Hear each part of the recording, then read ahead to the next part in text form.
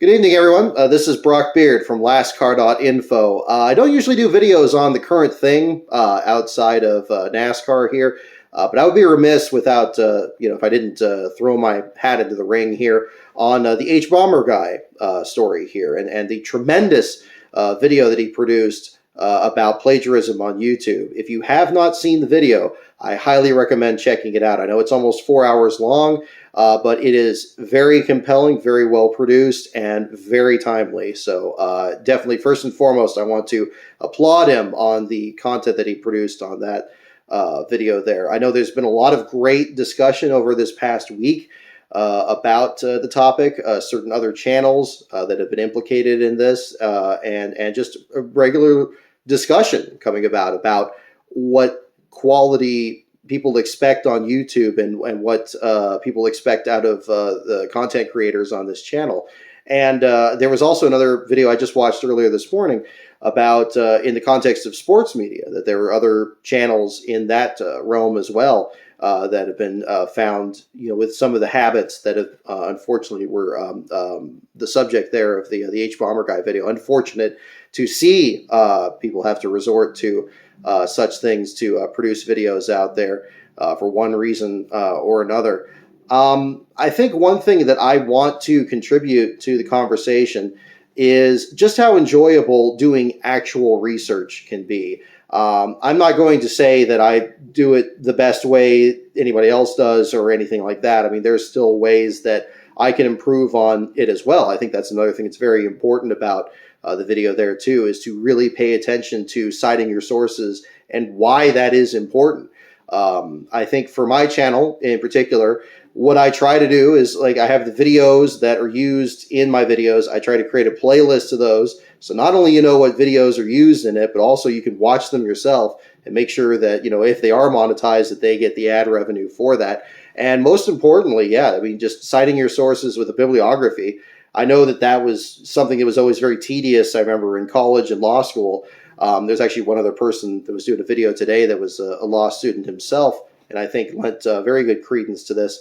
But the importance of it is really key, because I remember doing the J.D. McDuffie project in particular. There were a lot of people talking with Charlie Birch, one of the photographers that contributed pictures to the book.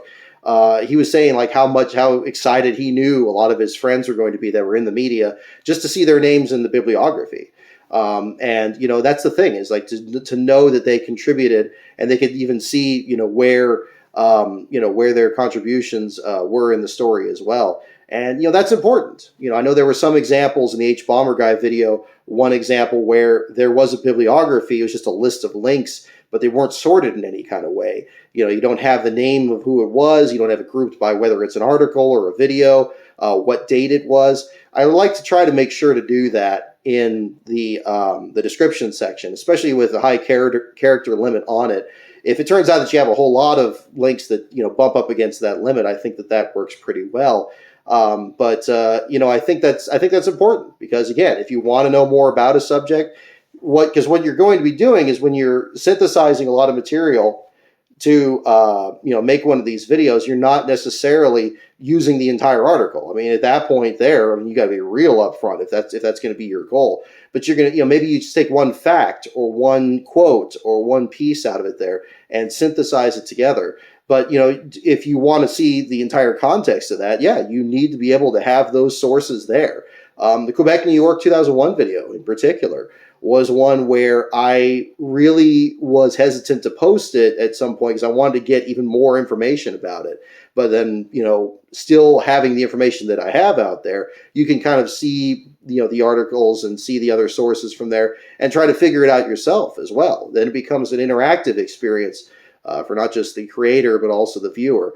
But again, I mean, those are just steps that I take myself. I don't profess that that's the best option out there. I know there's a lot of leeway in terms of how people approach citing sources. I know Defunctland, for example, has a very good approach where just about everything that's in there, there's a citation in the corner of the screen. And just tremendous amount of meticulous research, especially for content like his, where so many sources are drawn upon there too. There's a number of ways to do it, and I think the important thing is that you do show it. I mean, if it's not your content, it's very important to make that clear. Same thing with photographers, picture credits too. Brian Hallman, the BRH Racing Archives, has been very kind to contribute the pictures that he's done on a lot of my videos there too.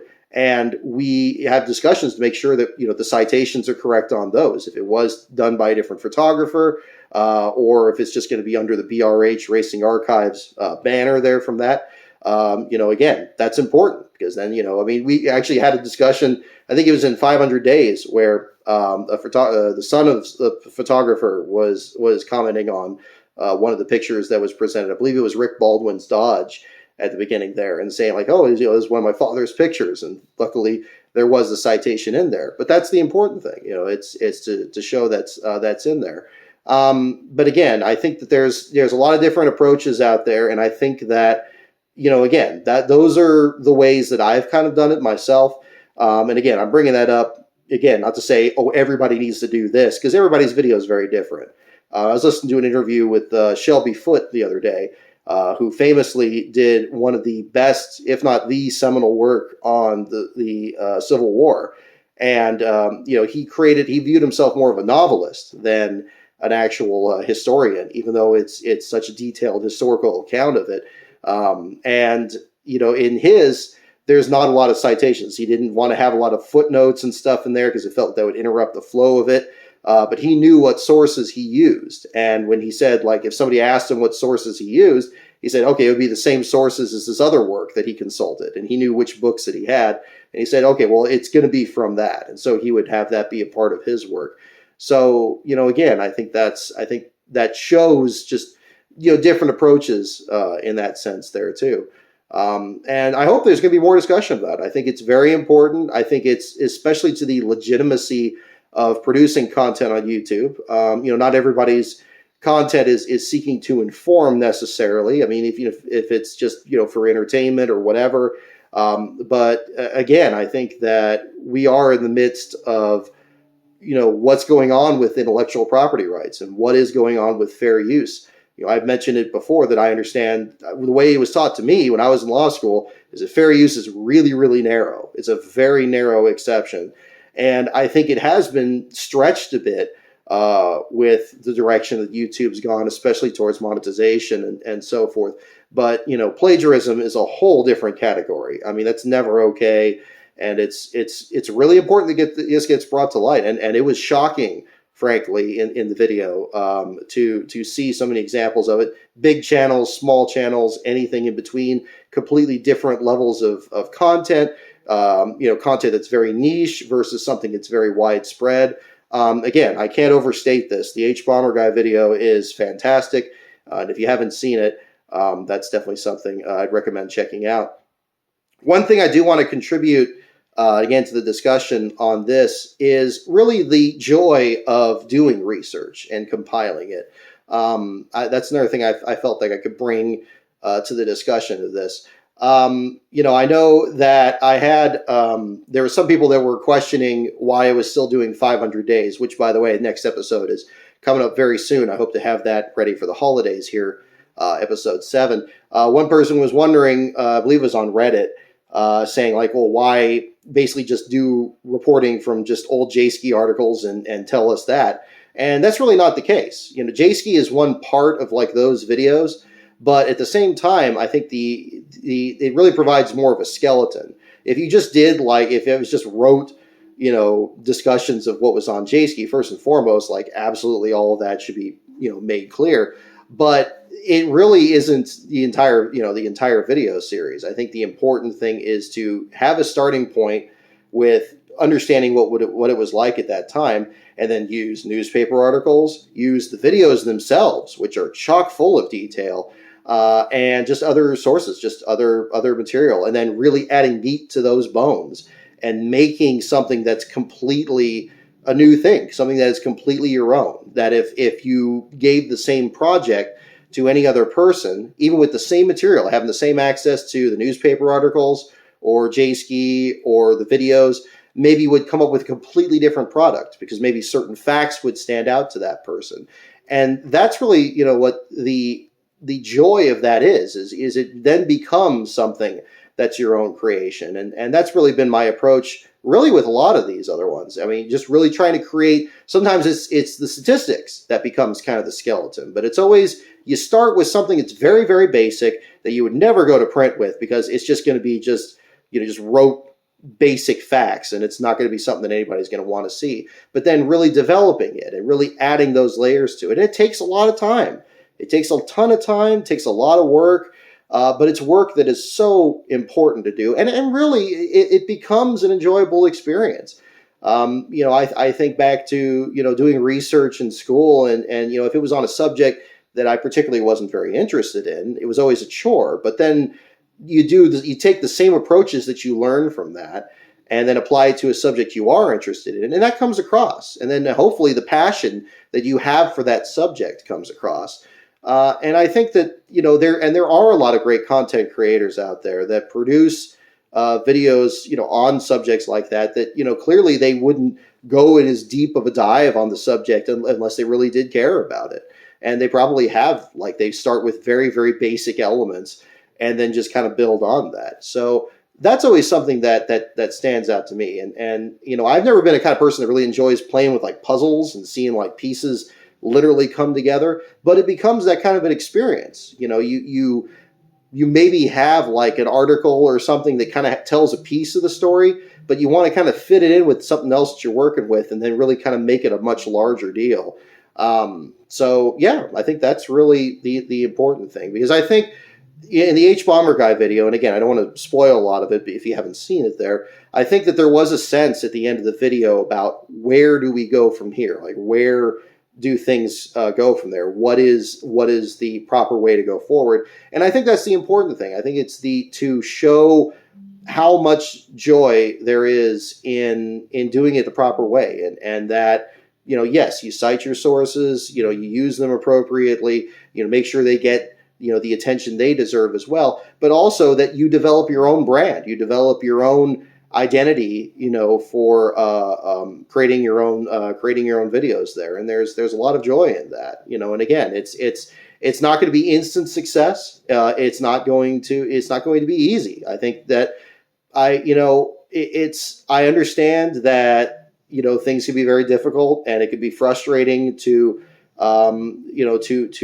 butt up against certain limits where, your channel seems like it's not going anywhere, or maybe a video that you feel like you put a lot of work into doesn't get a lot of attention, but you just got to keep pitching. And I know that that's hard to sometimes internalize, but take it from a guy here that's been really doing it since 2006. I mean, it's, it takes some time. Hopefully it doesn't take quite as long, but that's the important thing. And I really hope, and I do feel that there are a lot of people that do understand it. I mean, there's so many channels that I've enjoyed. Urinating Tree with his very humorous take on football, and also mixed with very serious news as well. When things get serious, he contextualized it properly there. I've talked about Mahler's channel before, and very comprehensive details about why movies work or don't work. And many other examples. Or Red Letter Media, guys that just develop a brand entirely to their own, if it's just laughing at bad movies or anything like that. And that was another thing I think HBomberGuy did really well is I think that when you see certain channels really, really take off and they become almost like the equivalent of what you would see traditionally on TV or in the movies, you could be like, man, what do I got to do to get up to that point? But again, I think, and it sounds quaint and it sounds oversimplified, but it really has to be something that you personally enjoy. Don't worry about all the trends and all that other stuff. If you have a real passion for something, you're going to want to put the work into it. And it may not be something that has a big audience, but it could develop into a passionate audience that could be interested in your subject. So that's something I think that hopefully comes out of all of this, and I think it's very important that these conversations are being had, and I think it is highlighting not only the offenders of this and explaining very clearly why it's wrong and what damage it does, not just to the individuals, but to the creators that had their material stolen from them, and then how that can impugn other people on the YouTube platform. But again, it's also important to try to see what's the way to solve that and really try to figure that out. And I think that's really it. You just find what it is that you are deeply passionate about, and don't worry if somebody else. It's another thing if somebody else has kind of done the subject. It's again, that material. You can use that and then discuss it. Make sure you credit it, of course, but you may bring an entirely new view to it at the same time. That's the thing that I thought was so perplexing about a lot of the examples in the video, was that you would have people where they would even be copying whole arguments. It's like you don't have your own thoughts on this particular material or even thoughts on this person's argument.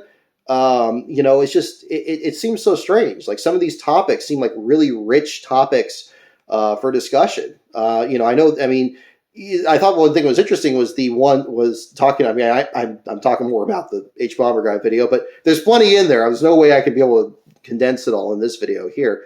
But the Fire Festival deal, one thing that's interesting with that is you noticed in that section, there already were two different documentaries about the Fire Festival made by two different streaming networks and two different streaming services. Did one of those plagiarize the other one? No. Each one has their own view of the content. Just because somebody else has, has done a subject, it may not be approached in the exact same way that you do. And that's really the important thing. And it's unfortunate that in the case of people who plagiarize, that they don't understand that it doesn't have to be just literally taking all this and just reading it and reciting it and just making it sound like it's your own. It's like you can synthesize that and bring your own view to it there. And it's terrible that people are getting caught up, in all this and feel the need that they have to plagiarize. I think that's the other tragedy of it, because once your reputation gets caught up in that, it's very hard, if not impossible, to find your way out of it. So, as much as I do think it is a terrible act to commit, I also do feel sorry for them. I think it's a terrible situation for people to find themselves in. And I think as this discussion is going on, we may see other examples that are things that none of us, are going to be happy to hear about, and that's going to be the tricky part. But the important thing, I think, is that what comes out the other side, and what's going to be important is people producing content they're passionate about. I remember, I couldn't help but think about when I was in my thesis group in college, and my professor was telling me a story about you would do this senior thesis, and it would be a big research project, like doing a really long YouTube video, only for a big essay. And this person did all this research, and I forget what exactly the topic was, but the person did all this research on it, and was just about ready to go. And then he's finishing up his research, and he finds another article that somebody else wrote that's talking about the exact same subject, and he didn't know anything about this article. It wasn't in their research or anything like that. And he just felt terrible. And he's like, oh my God, I just wasted all this time. I didn't even think that this article was out there. But my professor said, look, if that happens, print it. Still print it, because you weren't aware of that article. You weren't plagiarizing that. That was what you made up to that point. Just stop producing it, and then just cut it off, and then you make it at that point. Because again, there's not going to be a way that whoever wrote that is going to be the same way that you wrote this. And that's what could happen in those cases. I don't believe that's what happened in the cases of the HBomberGuy video, but I couldn't help but remember, but think about that too, about the motivating aspect of it, and why people do commit this act, and it's sad to hear, and it's but again, it's not acceptable, and it can't be going on. And I really do applaud HBomberGuy for bringing this up. I hope it does bring more attention to content creators who have been producing really quality content like the ones I've mentioned here in the channel here. Yeah, I hope that the net positive is what comes out the other side of it there. So definitely let me know what you think in the comments here. I know it's a bit of a different video on this. Yeah, just curious what your thoughts are on that. Again, I don't usually jump in on stories here, but I definitely wanted to kind of, I've been chewing it over all week here since seeing the video, and I definitely wanted to say something while the story is still relatively fresh. So thank you again for tuning in. Look forward to more videos on this channel, and thank you again for your support.